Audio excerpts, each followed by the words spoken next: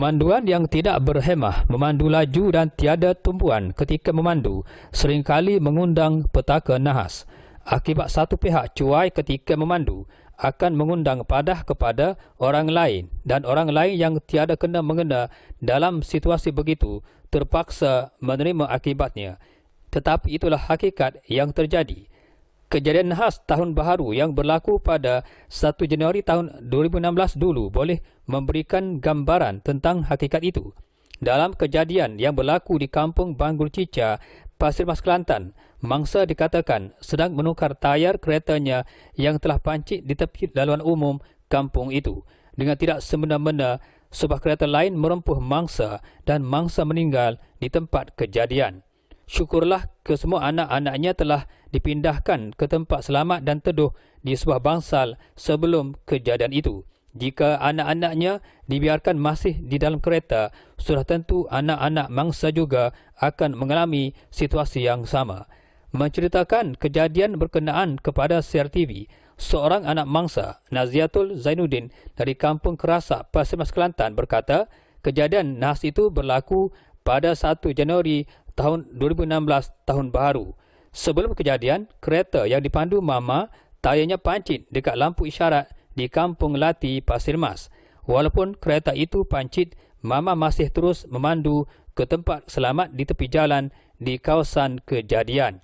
Mama memberhentikan kereta lalu cuba menukar tayar kereta itu seorang diri di tepi laluan itu sehingga dengan tiba-tiba kejadian itu berlaku, kata Naziatul yang merupakan pelajar tingkatan 3 SMK Kedondong yang turut terlibat dalam kejadian nahas itu. Apabila ditanya dengan lebih lanjut, dia tidak dapat memberitahu tentang hal berkenaan kerana apabila beliau sedar sahaja dia sudah berada di hospital. Ketika berada di wad kecemasan, dia mula sedar dan hanya mengetahui kejadian itu dari sepupunya yang mamanya maut dalam nahas tersebut. Dia menangis mengenangkan kejadian itu kerana terkejut. Adik-adik yang lain selamat kerana mama telah memindahkan mereka di tempat teduh dan selamat.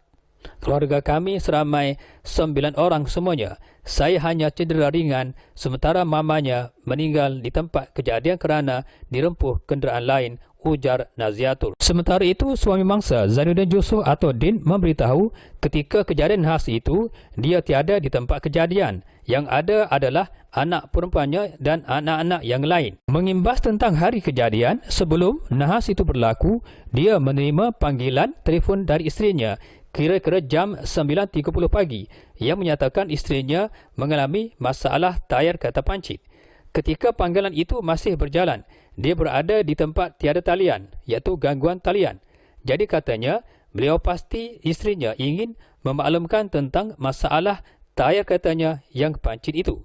Disebabkan lokasi beliau itu talian terganggu, beliau pindah ke tempat lain yang ada talian. Namun kira-kira dalam 10 dan 20 minit beliau memperolehi talian itu, beliau dimaklumkan isterinya terbabit dalam nahas itu. Mengetahui tentang kejadian nahas, beliau kemudiannya terus bergegas ke tempat itu dan setibanya di lokasi kejadian arwah isterinya masih di situ. Ditanya tentang kejadian isteri terbabit dalam nahas dan meninggal, memang tidak dapat digambarkan kerana beliau pastinya akan menjadi bapa dan ibu sekaligus terhadap anak-anaknya yang lain. Pada mulanya saya anggap sebagai nahas biasa, seperti kereta bergesel dengan kenderaan lain yang tidak melibatkan kematian. Ujarnya dalam keadaan masih sedih ditinggalkan isteri dan anak-anak yang masih kecil yang memerlukan belayan seorang ibu. Anak-anak kini sudah mengerti dan faham tentang hakikat ibunya yang telah tiada. Namun, bagi anak bongsu sering memanggil-manggil nama ibunya, terutamanya pada hari pertama kejadian. Misalnya anaknya yang berusia 5 tahun sering juga bertanya, bila mama akan pulang, jelasnya. Katanya, dia tak pasti orang yang melanggar arwah isterinya. Namun, dari apa yang dia dengar, arwah isterinya telah dilanggar oleh pemilik kenderaan dari Kampung Banggul Cica itu sendiri. Sambungnya lagi, bercakap tentang anak-anaknya yang selamat dalam nahas itu, ketika beliau tiba di lokasi kejadian, semua anak-anaknya telah menaiki ambulan Jabatan Peringatan Awam Malaysia untuk dibawa ke hospital. Menurutnya, anak-anaknya agak selamat disebabkan arwah isterinya terlebih dahulu memindahkan ke semua anak-anaknya supaya tinggal dalam sebuah bangsal berdekatan yang lebih teduh kerana di situ agak panas disebabkan tiada pokok-pokok yang menaunginya.